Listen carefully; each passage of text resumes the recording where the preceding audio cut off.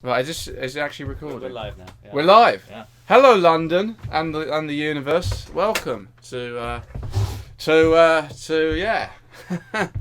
This is what they say. What they say is start well. You know, engage people, get them engaged and interested, and start with something definitive and that really gets people. Oh, this is worth listening. So I've definitely fulfilled that. Definitely got your attention and your engagement. It's just kind of thrown me. We were like practicing beforehand about the sound and the red things. You don't know about the red thing. The sound about was the sound all right? Yeah. And now we're live.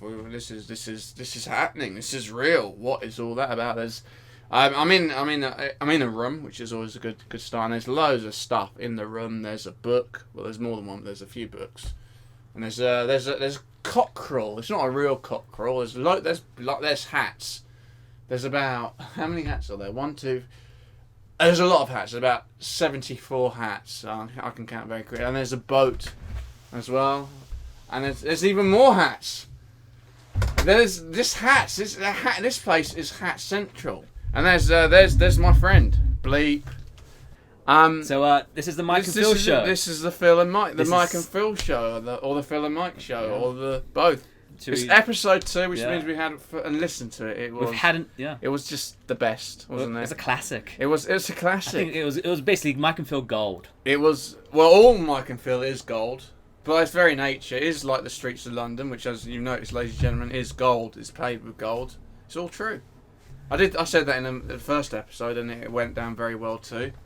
And there's he's wandering out again, because that's what he does. He's a free being. He has free will, and he can come and go wherever This is his house. Well, it's not. It's his mum's house or something. He lives with his mum. I live with my mum. It's just that's part of the deal in the Mike and Phil show. You have to live with your mum, really. Not the same mum. Not as far as I know. Could be the same mum. I don't know. I wasn't there. Well, I was there when I was born. I just didn't remember it. It happened. Yeah. So anyway, there's a bin. There's a waste paper bin, and there's 3 bananas, which I like this. I'm showing it to. There's no. I don't know. Is there a camera? There might be a camera. I don't know. I'm showing it to the microphone. Yeah. Okay. I think this is all good. Now. Here's the thing, if you're bored of me, I have to live with myself 24 hours a day, 7 days a week, listening to myself talk. I like it. I like the fact that you brought 2 very different styles of glasses. So, hello, Mark. As I don't remember what I was talking. I said I was just bored, and that's part of the thing of getting bored, which might be a topic to actually explore, the issue of boredom. Which is we're coming up with the right topics to engage people. I feel boredom is a good one. As our audience will be experiencing that right. Yeah, exactly. They So what we're doing is it's a spiritual technique of bringing people in touch with what's really going on for them, what they're present to, which they're trying to avoid. Our job is to bring them present to the stuff they want to avoid. We are such wankers because. You see, my philosophy, and it's got a name there, is that I don't know what my philosophy. You do some talking. I'm bored of myself. You were about to explain your philosophy. The thing is, I was doing my silly voice. The thing is, that's how it is sometimes. You have a plan. You don't know where. This is like attempt at spontaneity, and sometimes it does lead somewhere, and sometimes it just leads to a dead end. Or there was a lack of trust there. There was a lack of trust in the sense that I thought, and I get this on stage sometimes where I think, this isn't going anywhere. And it's a thought, it's a decision I make. This isn't going, I might as well just fucking give up. Because it's not going there. Which isn't necessarily true, but there's a fear. There is the fear is that it isn't going on. And then the panic mode sets in. It's like fight and flight. It's like rabbit in the headlights. Good, you're nodding your head, I feel acknowledged. Is there a camera here? There is no camera. That's fantastic. That's good. That's what I was saying. I was showing the bananas even though there's no camera, showing it to the microphone. So I believe that you can see it. So just imagine I'm holding 3 bananas. It's not gay phallic symbolism. So yeah, that is the kind of the fear there is of being stuck, being blank, and thinking I've got somewhere to go, and he's blowing his nose. That's fabulous. That's what we're aiming for, is as many body effects as possible. I farted just before. Unfortunately, I tried to hold it out until we got to the podcast, but I couldn't. Unfortunately, you guys aren't going to experience maybe later the joyous sounds of Phil's farting, of wobbling anus, as it's not wobbling. It is from a quantum point of view. It does, exactly. That's how the sound is produced. Your anus wobbles. Does it wobble? And then it wobbles the sound nearby. I'm missing out on things. I'm missing out on the wobble of my anus. I wasn't aware of that. I think the name Wobbling Anus is a great band name, by the way. Well, I think if only we could play music. That was the starting point of the experience of like I'm experiencing now of, do I have anything to say? Is there anything to be said? And in feeling like that moment of, oh my god, where the fuck am I going? I'm going to feel really embarrassed. I've got nothing to say, which is really good if you're a comedian. So it's perfect if you're standing on stage with people looking at you. Same dynamic, people listening. Well, we had 6 people on so far on the first podcast, so there's 6 people might listen on the second, unless we go downhill. Our aim is for no one to listen. Ultimately, not even us to listen to it. I think if no one listens to this, it has been a successful podcast, because we're trying to. Everyone's doing the other way. Oh, millions of people. Millions. No, it's not about that. Basically, we know that if no one listens to it, that they get it. They get it. They don't need to get it again. They already got it. They've worked it out. Job done. So exactly. Zero views. The message has been received. We've achieved our aim. I like it. Change a word. I said achieved. You said accomplished. That was necessary. It's all good. And so the thing about it is, and I was walking the streets, as I do sometimes, because I like having the air of a homeless person. I have the look of it. The look, yeah. And it's good to have the hair of it. I do have the hair and the air of a home. And I was thinking about it because I had this thing about like eye contact, but it's about avoiding eye contact with strangers, right? And it's about hiding and avoiding, which is the experience. And I got this experience of, if you have that connection, then you feel, oh my god, I felt kind of exposed in a sense, and it related to being on stage where people are looking at you, and the natural tendency within there, if you're not completely confident of what you don't know. Yeah, I'm not confident. You are afraid of the judgment. The fear of being exposed. So then it's about hiding and avoiding. And I kind of worked that out, and it shifted. I figured that out recently as well.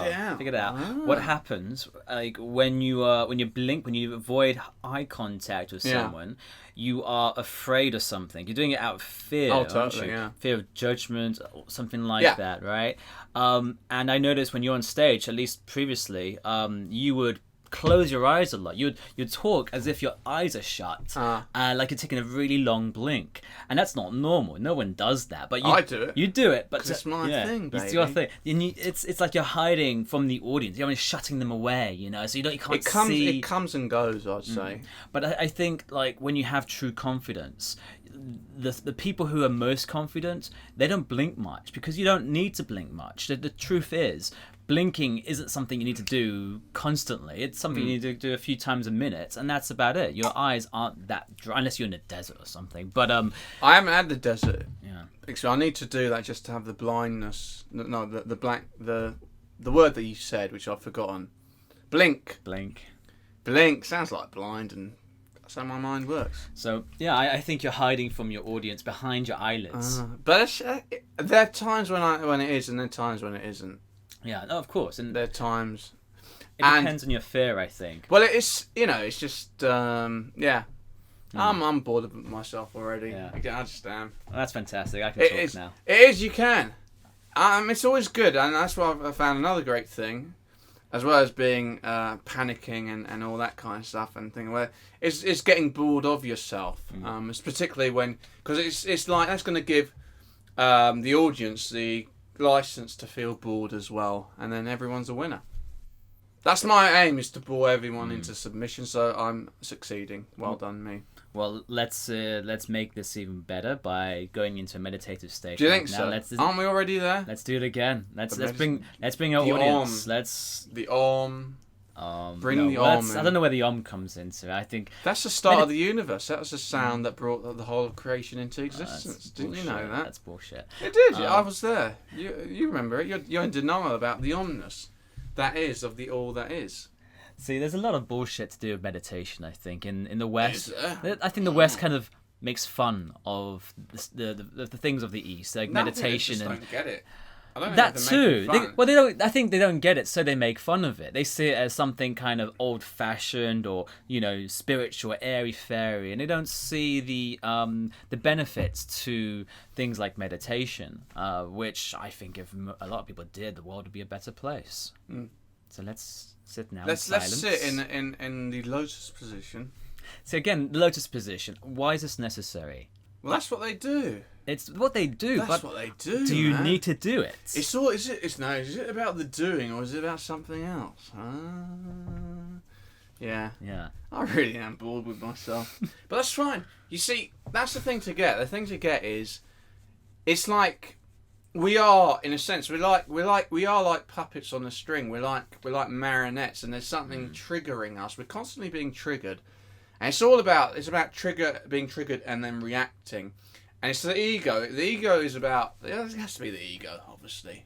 If we didn't come, we'd be sacked from YouTube. Yeah. It has to be the ego. Every episode has to contain something about the ego. 15 references to the ego, because the ego is about non-acceptance. The ego is about judgment. Yeah. The ego about, this is not okay, I don't like this needs to change. And for me, and probably a lot of people, an issue would be boredom. So if you're bored, there's instinctively there's something wrong, and that's how it is, ladies. I'm not drunk. That's later. I just can't say words very clearly. I slur them as well, which is like blinking in a way. It is the same. Fantastic for a performer. It is. It's also not having full commitment. It's like not giving a shit. It's like not really being committed to the words you're saying. Committed to the words, because the words need to be committed. Look at politicians. Look how committed they are to every single word, every movement they do. It's They're very good. They're very good at that. They put everything into it. They're great. I love the politicians. They're my heroes. Yeah, I mean, obviously they're all cunts, but you can learn so much. You gotta love the cunt, but that's the point about it. That's the thing about it is, that's the ego. This is all wrong, right? And the non-ego position. And that's the position in itself in reaction. But it's like literally saying, that's why the whole thing is of acceptance. Going, there's absolutely nothing wrong with this. I was bored, and then it's in the acceptance it disappears and you're no longer bored. Rather than turning into a whole drama of this is wrong, shouldn't be this way. And that just creates all kind of extra stuff. You just say, you know what, I'm bored, that's fine. Yeah. Move on. I've noticed there's something that the brain does, at least my brain. It creates a feedback loop. So say I make a judgment about something. Say I'm uncomfortable in a situation. I go, this is wrong. I don't like this. Yeah. Then something else in my head would go, oh, I don't like the way you just said that about this. And then I'll kind of carry on, and now I'll judge that fault and that fault. It's an endless judgments. Yeah, you're right, and it's the part of the spiritual thing is in terms of the ego. Then in the spiritual practice, that's wrong. And then they get endless judgments about. You can get within spirituality. You can get so much more judgmental because you become aware of your behaviours, and then you become aware. Well, that behaviour's okay. I like that. I don't like, and that is just more of the same thing. Mm-hmm. It's your ego coming back through the. Eckhart Tolle talks about the ego coming through the back door, basically. Oh yeah, it's all about going through the back door. Yeah. Can't have enough of that. See, Phil and his homoerotic sexual connotations here. If you're into anal sex, yeah, you are. Both. You want it up. So anyway, back to the topic at hand. Let's steer this thing. Let's keep the train on its tracks here. The train on. If I was like the train driver, we'd be crashing. Derailed. I am the Malaysian Airlines pilot of podcasts. Yeah. You don't know where the fuck I'm going to take it. You derail the flight before it's taken off. It goes. Is it even existing? It's disappeared. What's this about? Yeah. But it's like, and you look at this thing about. Within like football, within sport, it has to be. You have to talk about but there's basketball whereby the owner of the LA Lakers essentially, I don't know if you heard about this.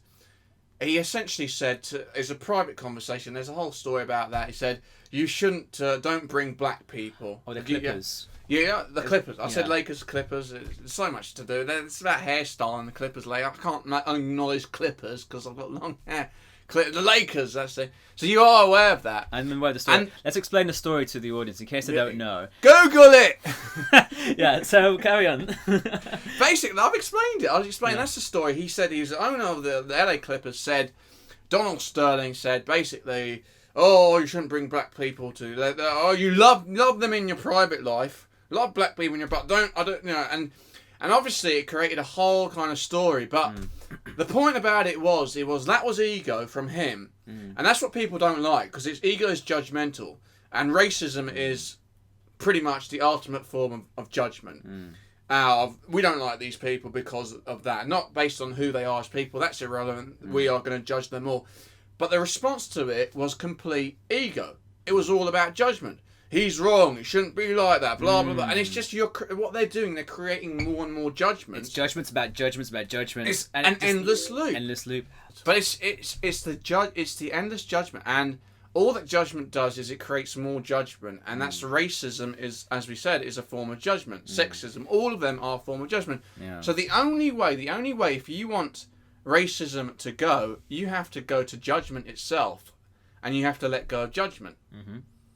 But what they're doing is they're adding more judgment about it, so it's a self-defeating mechanism. And it always is about showing we're right on with right people, we're anti-racism, but you're not ending. They're not ending racism. They're adding to. They're creating a space, the environment that adds to it.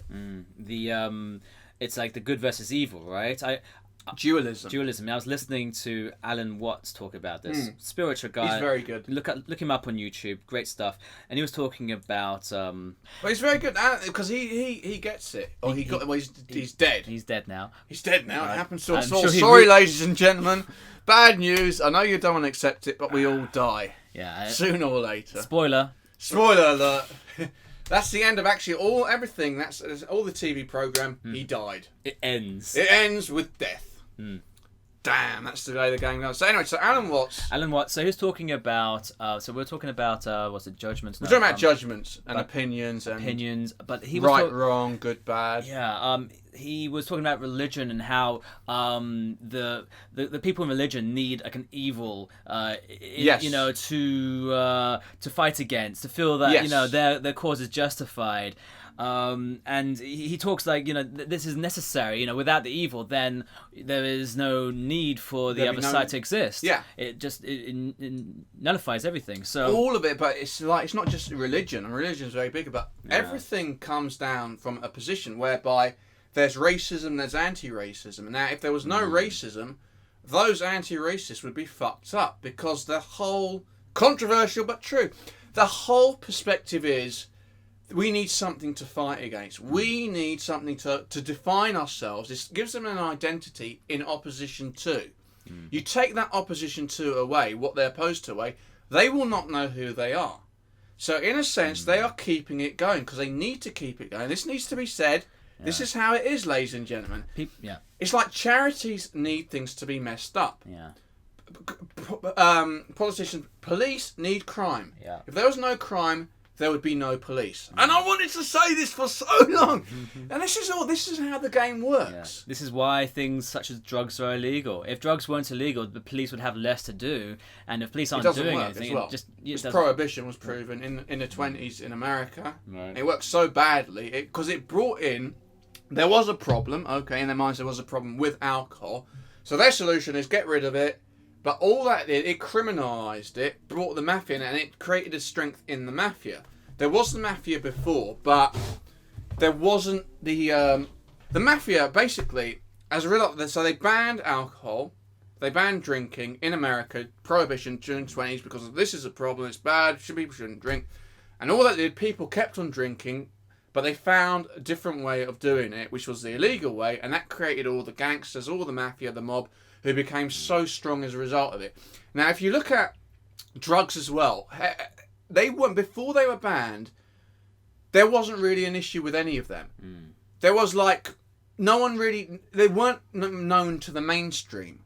Heroin, people didn't know that. It was only people like Sigmund Freud did cocaine. It's like one of those wacky things that eccentric people did. The masses, thing was the alcohol. Suddenly, when you ban something, it creates a dynamic that it draws people's interest in and their attention to. Why is it banned? What's going on here? All the attempts to suppress and repress, all they do, they give it energy, they give it strength, they give people's attention to it, and people are drawn to it because that's part of our mentality. Is if it's wrong, we need to do it somehow. There's some kind of element within us of rebellion. We don't want to play by the rules. Let's fuck things up. So it creates more problems when you, and yeah, that's what you talk about with drugs, like banning the drugs. It fucks things up. It does. And especially if the drugs are banned for reasons beyond scientific reasons. You know, there are many drugs out there that are less harmful than alcohol, yet Positive. Could have positive influence, yet are illegal and have very harsh penalties. Now, someone, say a teenager who's discovering drugs for the first time, you know, he's going to realize that, hey, you know, this drug doesn't give me a hangover like alcohol, yet it's quite illegal. What's going on here? You know, and he thinks, well, if the police are wrong about this, you know, what else are they wrong about? You know, so the whole system is screwed up because there is no scientific backing behind any of the legal decisions behind these drugs. If drugs were classified based on their danger, say heroin being the most addictive or being the most illegal, that would make more sense, you know, and maybe alcohol being ranked, a third or fourth close behind, that people would see the logic behind that. But there is no logic behind any of the drug laws, and that's part of the reason why people, don't give a fuck about that. And but there's no logic within life itself as we experience it within the whole game, the way the system is, the fact that you look at the people, the politicians and business leaders, the people running the show, they are the C word. Cunts. Yeah, cunts. We don't. I mean, but it's been proven that the traits of a psychopath and a sociopath, that a lot of them who end up in jail, a lot of them don't end up in jail because they're above the law. Because basically, we're going to get shot. Because basically, it works within the context of business and within politics to have that mentality, to not give a fuck about people. These people don't give a fuck about people, and there is no inherent logic to a society that is ordered on that. The logical way would be that the people in charge, and whether they're people in charge is a whole different thing, but the people who are making decisions would be ethical people who would do it on the basis of what works, what's right, integrity, truth, rather than the way they do it, which is to screw people over. Yeah, but truth, I mean, what is, you're going to the heart of a problem here. What is truth? Truth, isn't that relative? Isn't truth all relative? Well, I mean, you have your own unique perspective on life. It's more a case of, I suppose for me, the truth is, what am I present to?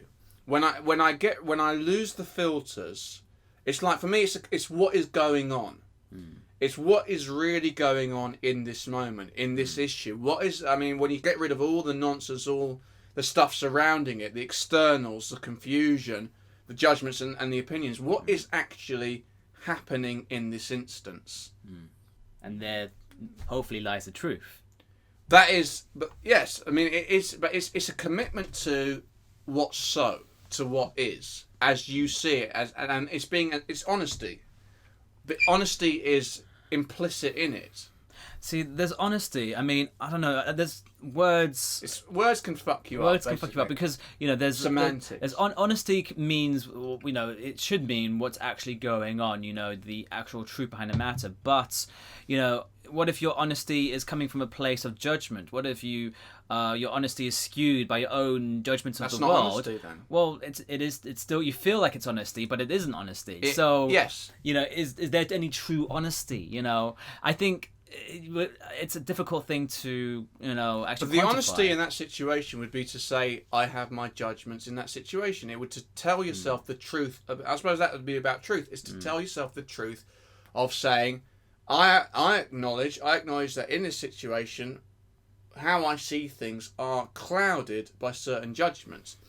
If you don't bring that in, then you're not being honest.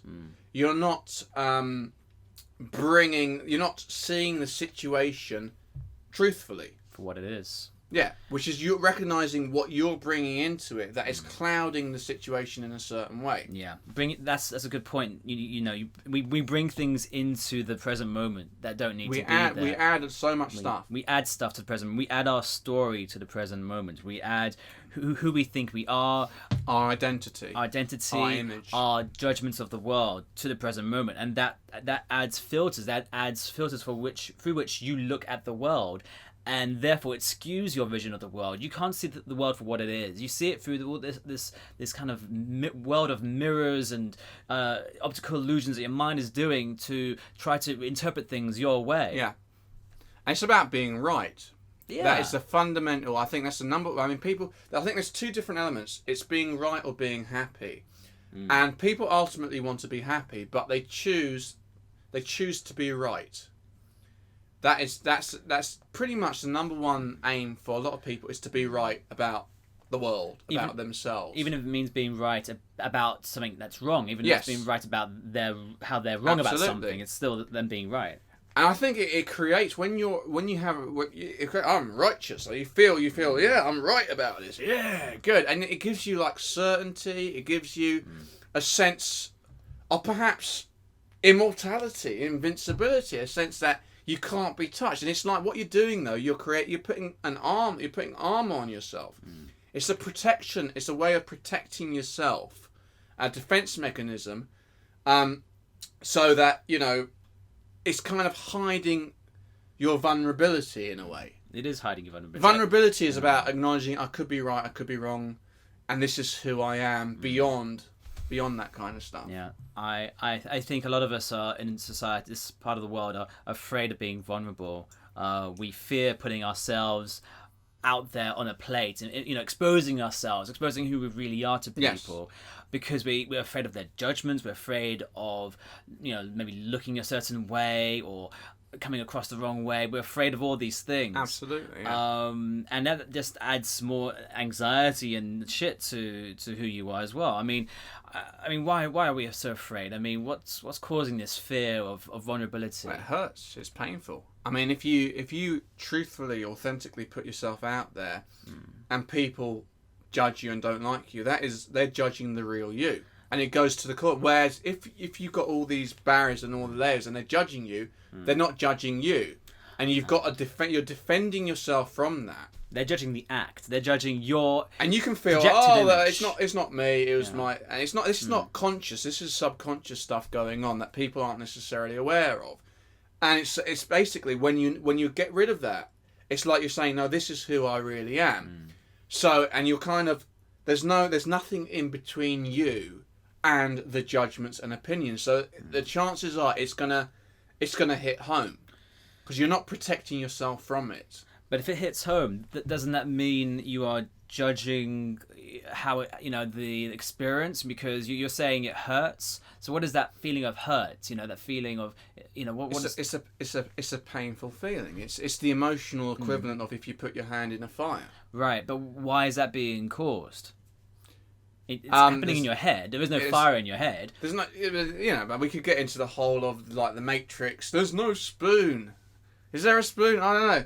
But it's about ultimately it's going. Of course, it's going on in your mind, and you don't know necessarily. You're imagining, in a sense. You're projecting. You're bringing all this stuff in that they are judging me or whatever. So it's not necessarily the truth of the situation. It's your interpretation of that situation. But the thing about it is that if you are being authentic, and you're right, it is a judgment of that. But it's going to hit home more than if you have your acts going on. I believe it. If you're exposing yourself, if you're putting yourself out there, making yourself vulnerable, that there is nothing, you can't be hurt by that. I genuinely believe there is no way of being hurt if you actually put yourself out there. I know it sounds crazy. I know it sounds like that's the opposite of what should happen, but the reason why, if you're honestly putting yourself out there and you're not judging what happens, if you're not judging the result of that, then there's nothing that can go wrong. It only goes wrong when you start to think about what's happened and you start to question and think about judgments and analyze things. I think that's where the problem. But that's the trick. Then the trick is then your belief that if you're vulnerable, then that will happen, and that's probably what's been going on for me. Yeah. In that I have this commitment to be authentic, and then somehow on some level, what is going on is the thought, and then their judgment, blah blah blah, that's going to happen, and then I bring in the evidence. I find the evidence to confirm that. Mm-hmm. So that's a good point, which I didn't see.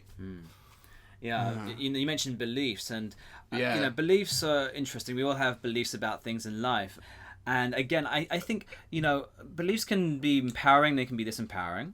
Many self-help people talk about changing your beliefs, getting empowering beliefs to replace your old disempowering beliefs. I think Tony Robbins talks about this.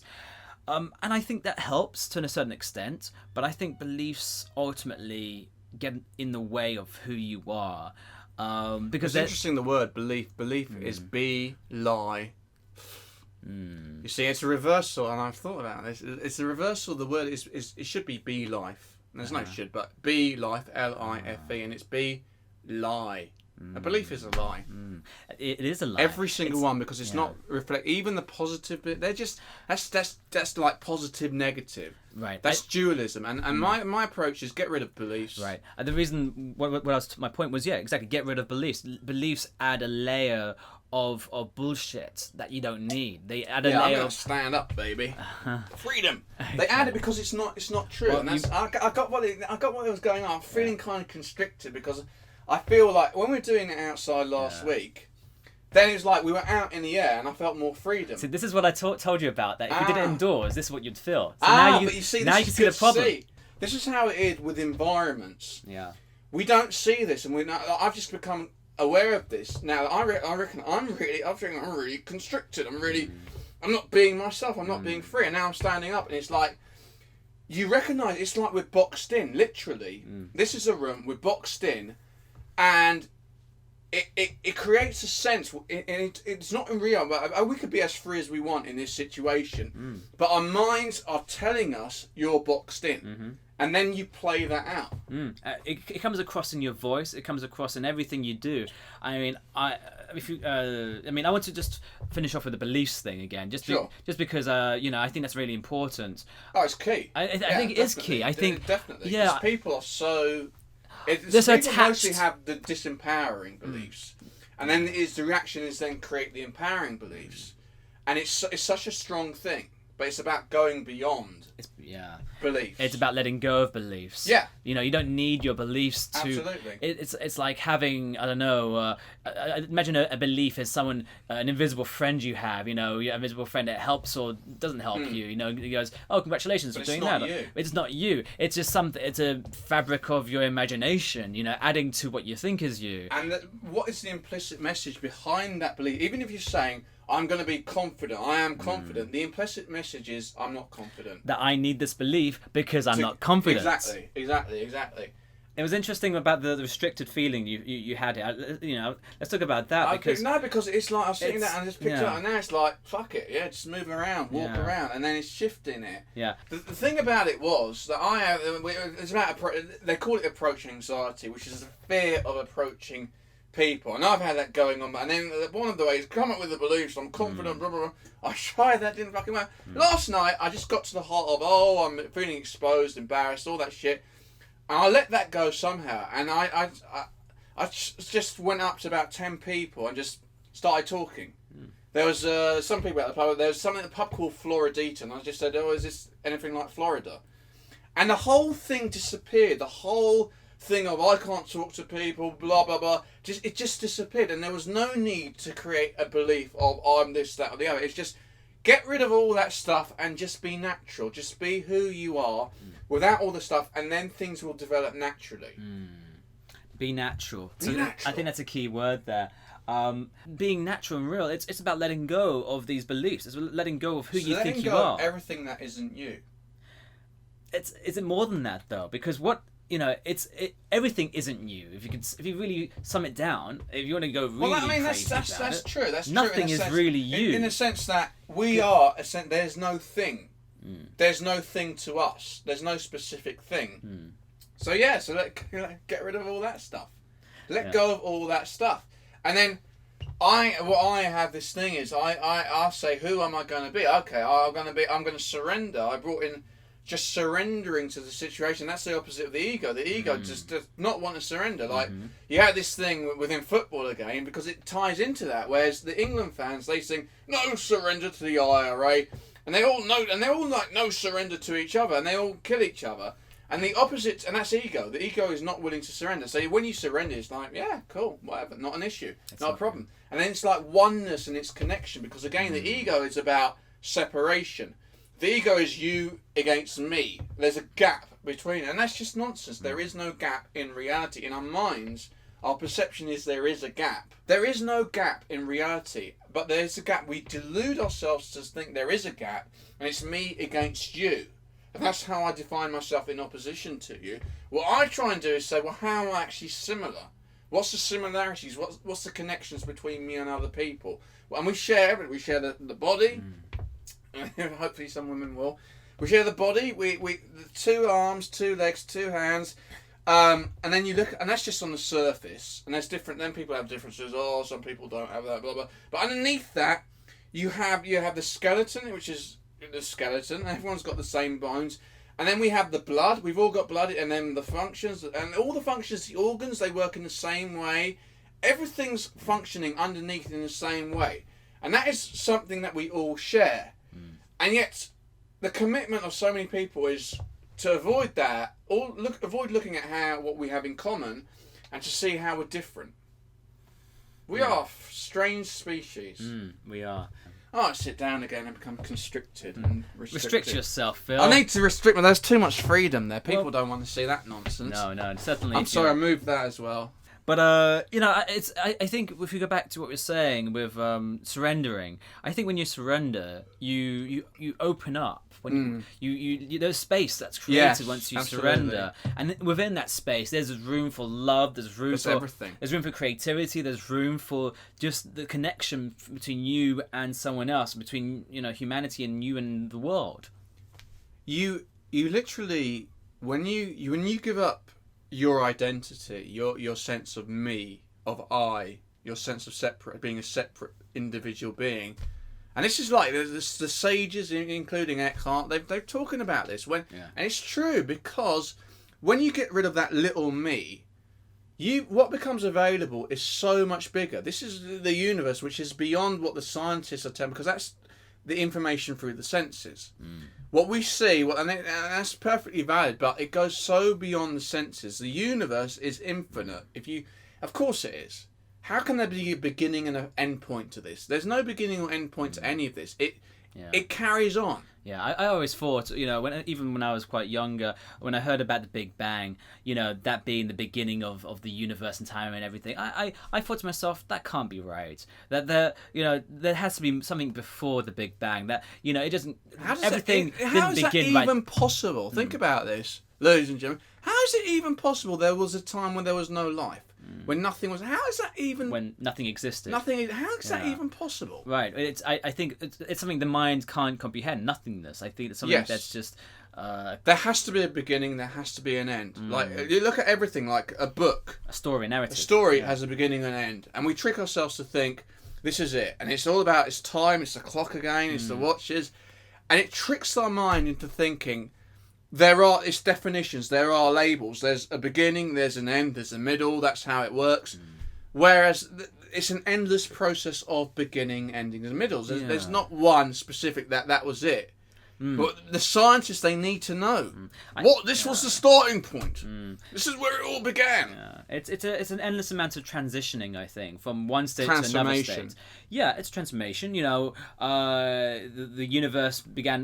But the universe is in one state, a small, dense state, and then it became a very big, open state, and then who knows what happened after that. That's how everything works. But there was something before that. There was the state of it being, so what we're told, this is information that we're told, of it being like that dense state, like a pea or whatever the size it was that contained everything. Because, the thing about it is, if we look at ourselves, we think we're solid and everything, but inside, if you look at that, it's mainly it's just space. It's a lot of space. It's a lot of space, and it's a tiny little atom, and then there's a tiny little atom, and we can't conceive of this unless you take the right kind of stuff. Yeah. Which helps you to get in touch, and it's just an alternative way of looking at it. Yeah. I mean, when you think about something as big as a sun, you know, when you have a gigantic ball of fire in the sky like that, and how that can compress down to such a small neutron star, whatever happens when it collapses at the end of its life, you know, the fact that something so big can collapse into something so small should demonstrate that this is possible, you know, that, you know, something like the Big Bang could have happened, because you can see how you can cram in a lot of stuff into a small space, and you know how basically there is, you know, to me that shows that there is a lot of space between the atoms. If you can, you know, if a gigantic star can come down to something very tiny, that means there must have been gaps in between the atoms in the first place to allow this to happen.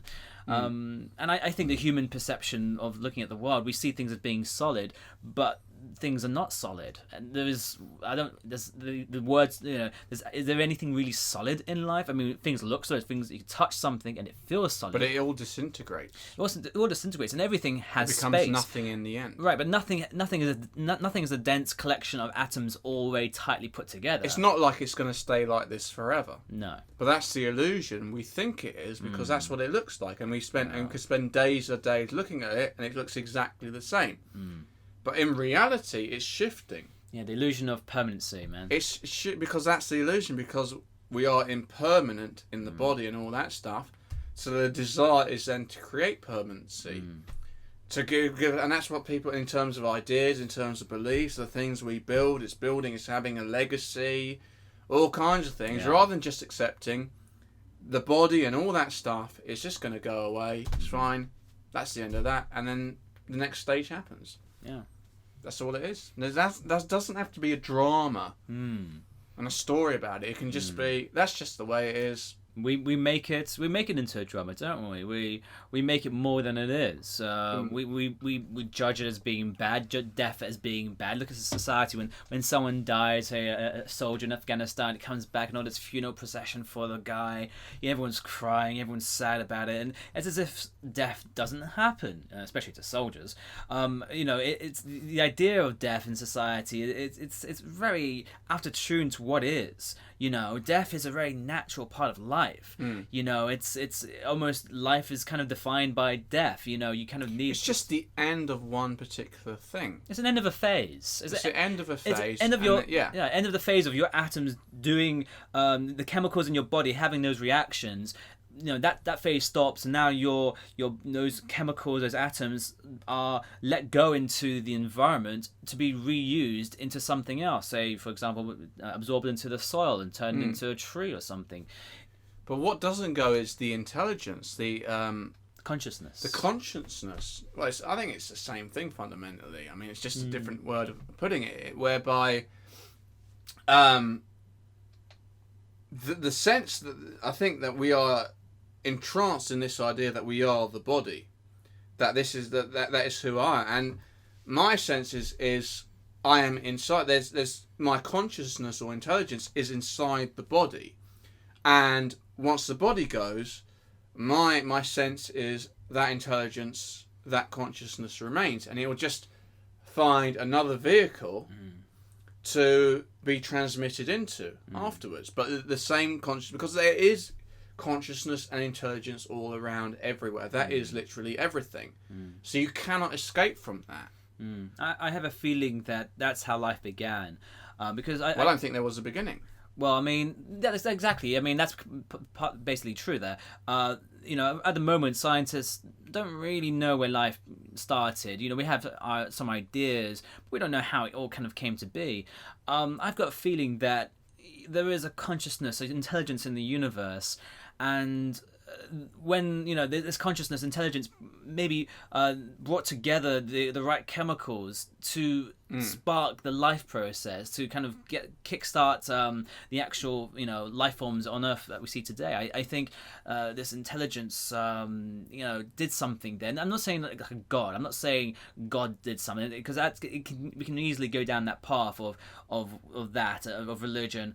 But it's beyond that. It's something that look at it as being the universe, as being a conscious entity. This is the unknown. Yeah, this is the unknown. Stand up again. Yeah. Yeah. It's gonna be free. It's the unknown, and I sent that message to you because we communicate with a thought.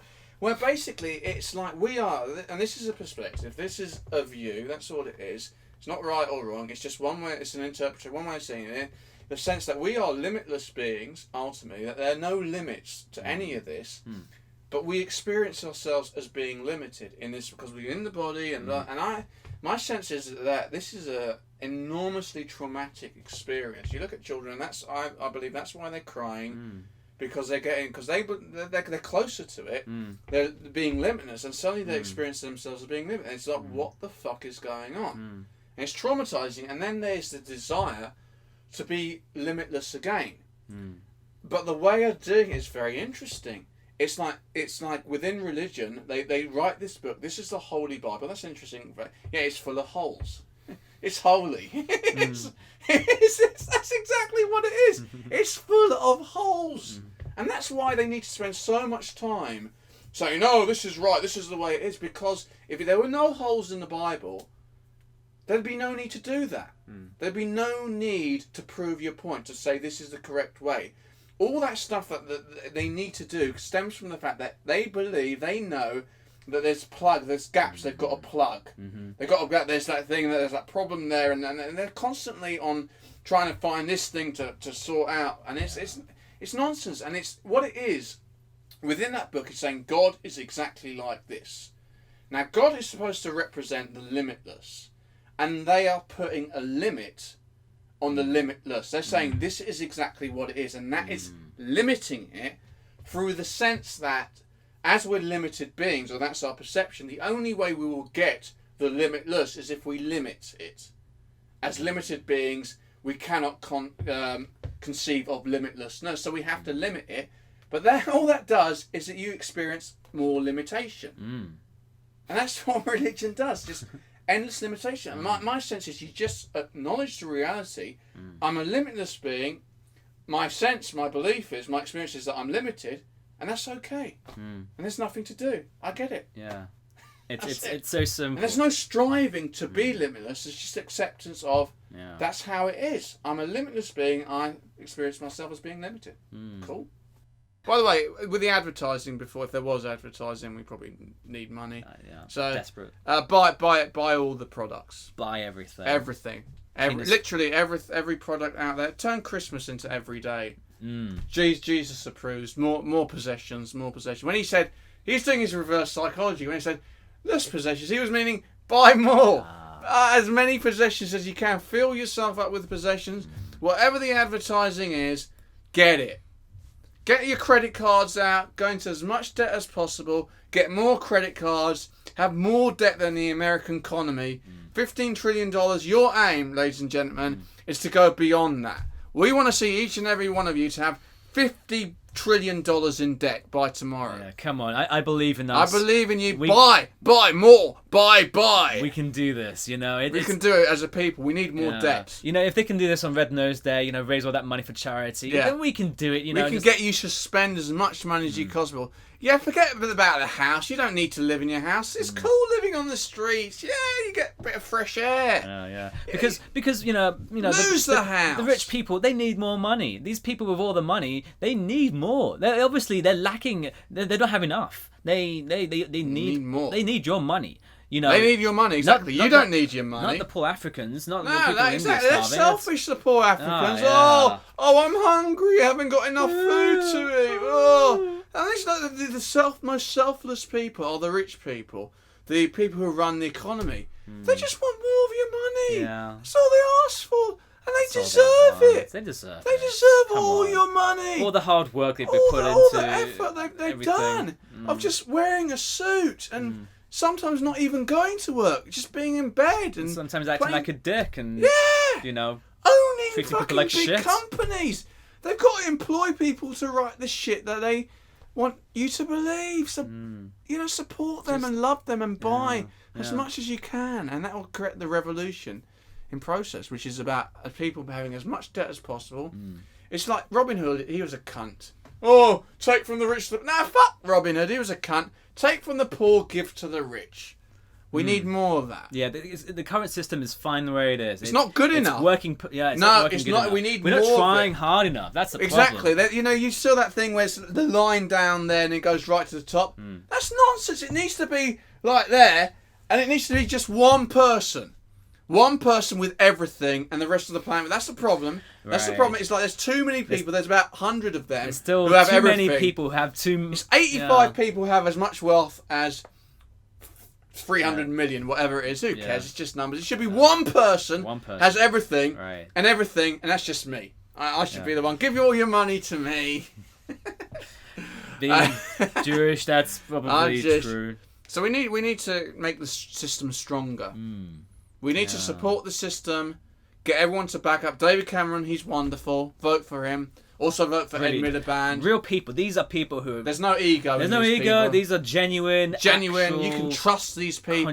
They don't make any promises before the election, but the promises they didn't make, they keep all of them. Oh yeah. Every single promise a politician has ever made. Just don't think about it. Just go to the polls and vote for the guy who... Or go to the pub, actually. You spent the most money. Go to the pub. Once you've voted, you don't want to think about it. Drink more. Drink more. Yeah. Don't think about anything.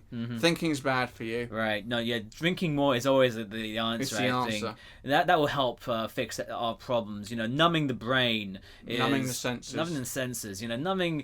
our already limited senses of the world need to be numbed down more, we can see, these colours and hear these things. That's too much. That's too much. We want to narrow down the spectrum of awareness. Limitation, yeah. Because we all know the more restricted you are, as a person in awareness, the better you are. The more restricted. Experience the world. It makes sense. It's limitation, baby. That's the future. Limitation, like you're limited sitting down there. I know. On your little stool. My stool, yeah. So good. Well, yeah. So buy everything.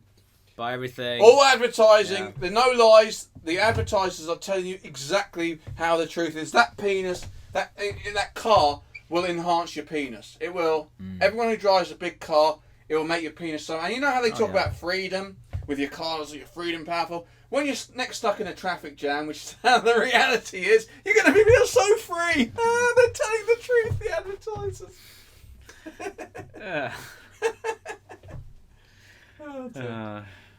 So on that note, on that bombshell, the end. The end.